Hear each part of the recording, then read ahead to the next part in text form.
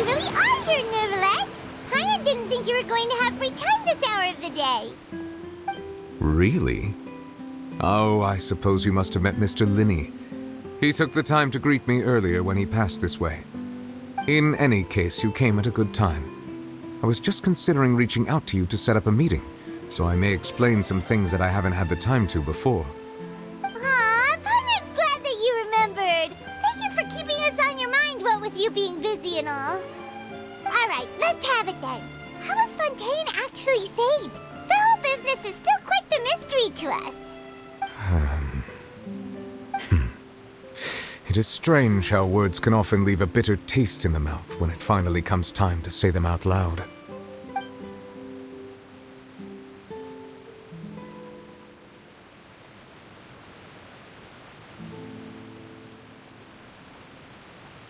Whoa.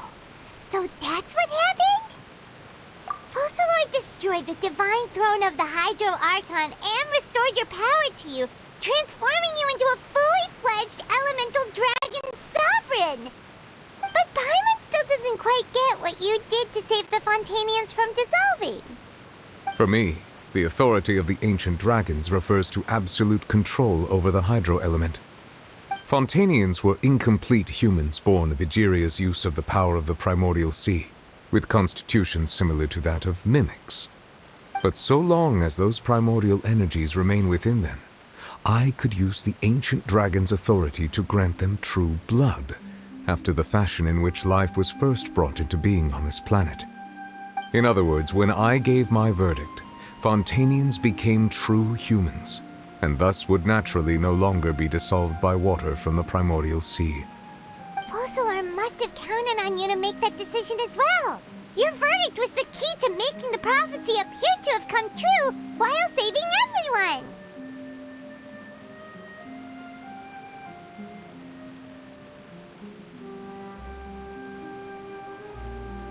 Yeah, and in a manner of speaking, Focalor finally managed to fulfill the original Hydro Archon's wish to turn Oceanids into real people too! It seems from your expressions that you still have more things you wish to ask. Ask away. I will tell you the truth as I know it. Oh, that's right! They say you've given it to the Knave as a diplomatic gift or something! Leaving aside their intentionality, the two Fatui Harbingers have indeed done much for us during this crisis. Their sole remaining goal in Fontaine, at least at this point, would seem to be the Gnosis. The Oratrice has ceased to function. The Hydro Archon's divine throne is now no more, and I do not need the Gnosis's power. As such, it has lost all meaning for Fontaine. If the Fatui have impure designs, then we might as well accede to their request now, and avoid unnecessary conflict. What complicated considerations! Paimon thought you were just giving it to them out of gratitude to the Knave and as an apology to Child. Ask away. I will tell you the truth as I know it. I have investigated his case along many avenues, and I have learned that he once fell into an unknown chasm when he was young. There, by chance, he awakened the all-devouring narwhal. But whether it be by sentiment or reason, that should not have been enough to consider him the root cause of the disaster. At most, he would have had tangential liability. As for the judgment passed by the Oratrice during the trial, whether it was due to that liability by association or Focalor deliberately using him to buy time for us on the assumption that he would be able to hold the creature off, I cannot say. Guess Focalor had Fontainians in mind the whole time. In the end, it was thanks to her that they finally became real humans. Hang on a second. Paimon suddenly got another question. Back when Fontainians hadn't yet become real humans, were the children they had also transformed Oceanids? Life has always flowed like water. Do you recall how Fontainians would often come to the Fountain of Lucine to pray for children? Yeah! Lynette said the fountain is where all the waters in Fontaine converge. In truth, even those couples did not know that such prayers were no mere custom, but instead a form of ritual.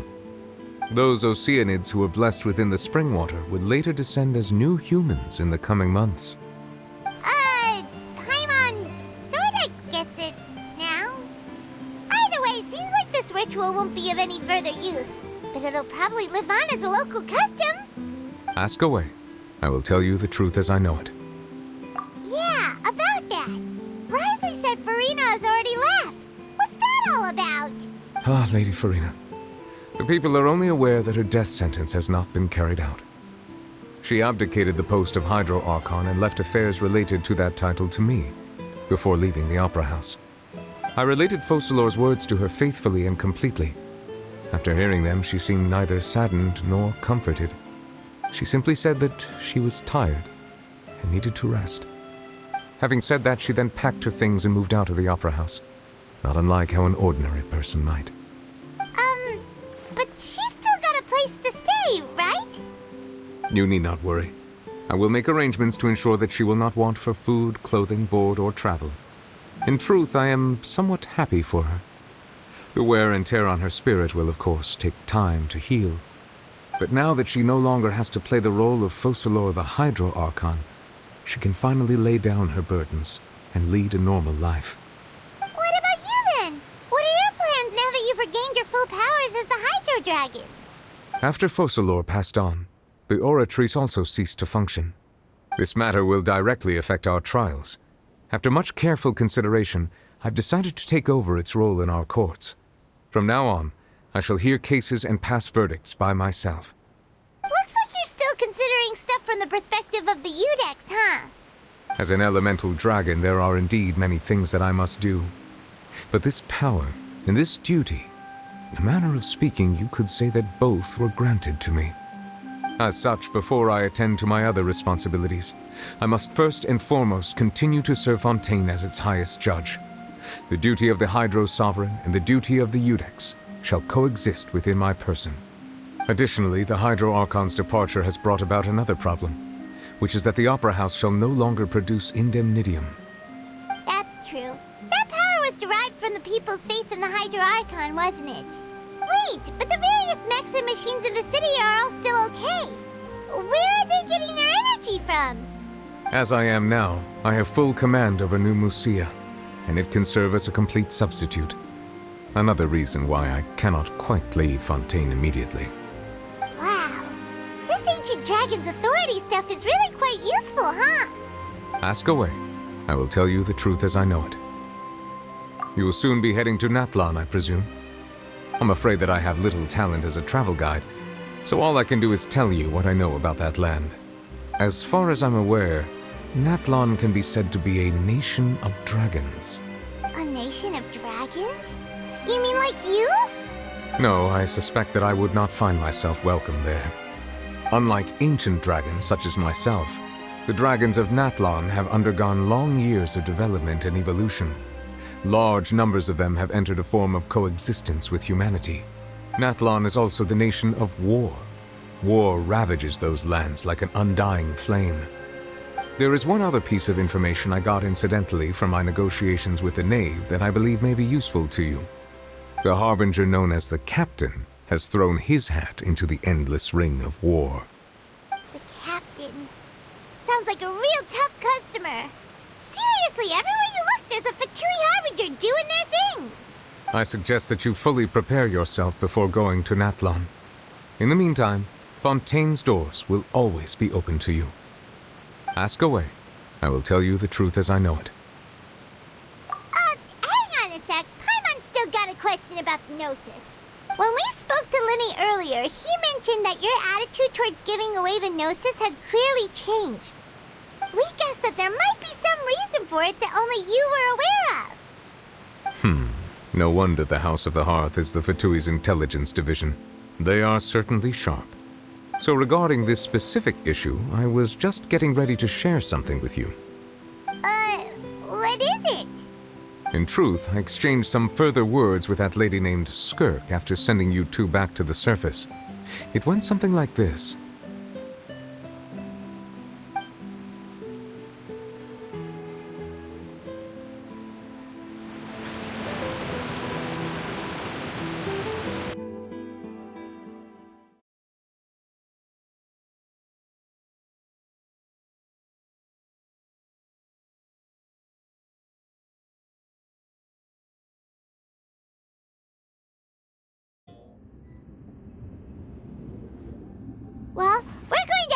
outside to see what's going on. You hurry over soon as well, all right, Neuvillette? Whoa! What next? The all-devouring narwhal isn't here, so I'm no longer getting any interference. I can finally catch the scent of your power, what it's made of. It is the authority of the planet's primordial dragons, but with something very similar to a god's curse mixed in. It's quite a novel blend. I'm sure I've encountered something like this before. What was it again? I do not know what you speak of. Of course. How could I forget? You should have the remains of the third descender on your person, yes? Remains? I've never heard of any such thing. According to your parlance, I believe it may be called a gnosis. Well, that much is true. After Focalor's divinity faded, she handed her gnosis to me. But I fear I have never heard of it described in the manner that you just did. I've been training with my master, the Fowl, ever since I was young, and I have never returned to the surface since. So most of the information I possess, I got from him. It is only natural for those who are greater than humanity to possess a different sort of common sense, which is why there are so many problems in our attempts to communicate with humans. Regardless, you should probably get rid of objects of misfortune to prevent any disasters from befalling you. To live in itself is a blessing. But once a person dies, the bonds he once had with this world shall all turn to curses. What do you mean by that? No need to fret. These are just my personal thoughts, and my reason for no longer wishing to return to the surface. This third descender you refer to, who are they? And when did they die? Master never mentioned them to me. Perhaps it just wasn't that important for me to know. If you're interested, though, I could ask him. I'll be sure to pass the answer on to you next time. Next time? You believe we will meet again? I do. Wait.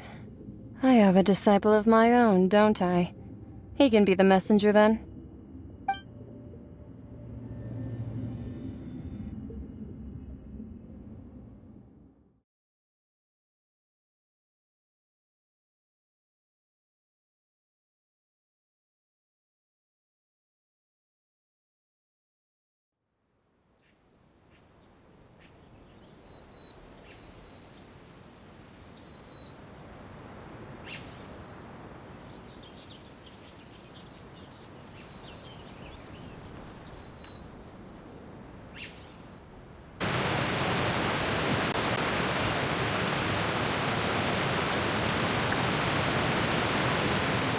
That's what she told me. Whether it would prove useful or not, I wanted to pass that information on to you. The remains of the third descender? So that's what the Gnosis actually are. Paimon just thought they looked like chess pieces. How could they be a person's remains? All the same, assuming that there was no misunderstanding or special metaphor at play, that is what she meant to say. And she said that it would bring misfortune and that you should check it, which is why you gave it to the Fatui. If she speaks the truth, then I would simply be putting Fontaine at unnecessary risk by keeping it here.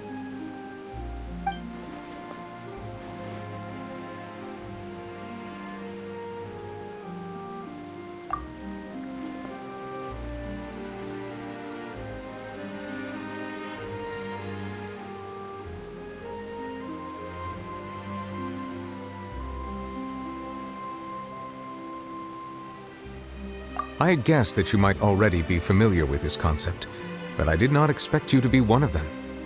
That means that the Gnosis, which are exceedingly element-compatible and can even enhance elemental abilities, do indeed come from the third descender. I wonder, does your body also possess similar properties? Like being able to use elemental powers without a vision. That does sort of count as special compatibility, right? No, let's not think about this stuff right now. It just feels creepy. Comparing the Traveler to the dead third descender and all? That's what you say, but this topic still feels like bad luck! Once Child recovers, let's get some more answers out of him. Or go look for his master and get the answers that way! I too believe it unwise to make too many blind guesses when information is lacking. The same is true of being at court. Alright. Whatever the case, it seems like the crisis here in Fontaine's over for now! Yes. All of Focalor's efforts were for this moment as well.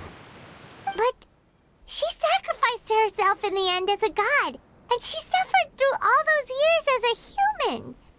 Was that really what she wanted? I suppose that would be the mystery of a god's will. I suspect not. But once in a while I too would guess that if wishes were like the clouds in the sky, they will one day return to the earth as raindrops. Life flows like water, and rain is the final answer.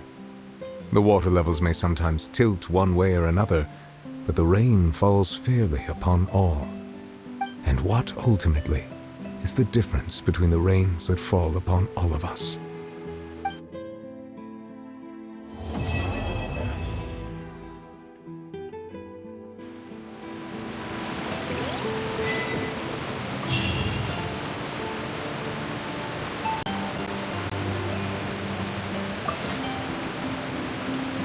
It seems from your expressions that you still have more things you wish to ask.